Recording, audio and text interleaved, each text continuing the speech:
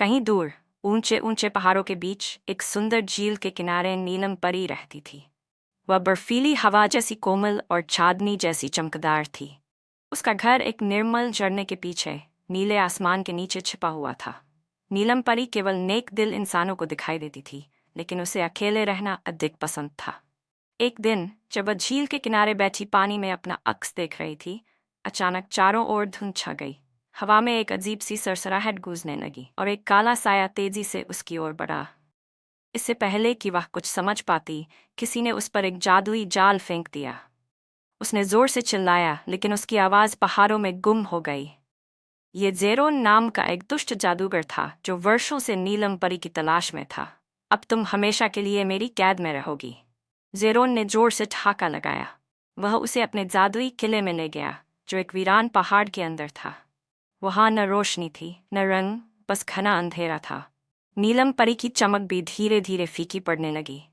मुझे यहाँ से निकलना होगा, नीलम परी ने खुद से कहा। लेकिन जेरोन ने उस पर एक जादुई जंजीर डाल दी थी, जिससे उसकी शक्ति कमजोर हो गई थी। लेकिन नीलम परी इतनी आसानी से हार मानने वाली नहीं थी। उसे याद आया कि वह पानी की परी है, और जहाँ पानी होता है वहाँ रास्ता निकल ही आता है। उसने अपनी आंखें बंद कीं और अपने घर की कल्पना करने लगी। वही झरना, वही झील, वही पहाड़ जहाँ वह आज़ाद थी। अचानक उसकी आंखों से आंसू टपकने लगे, और जहाँ उसके आंसू गिरे वहाँ जमीन से पानी फूटने लगा। धीरे धीरे पानी एक तेज धार बन गया, जिससे उसकी जंजीरें गलने लगीं।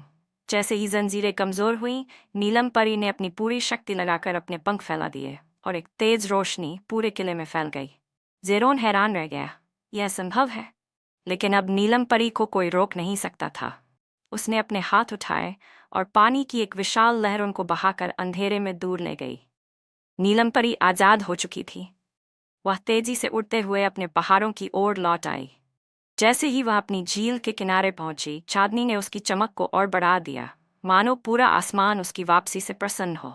तब से नीलम परी और भी अधिक चमकने लगी।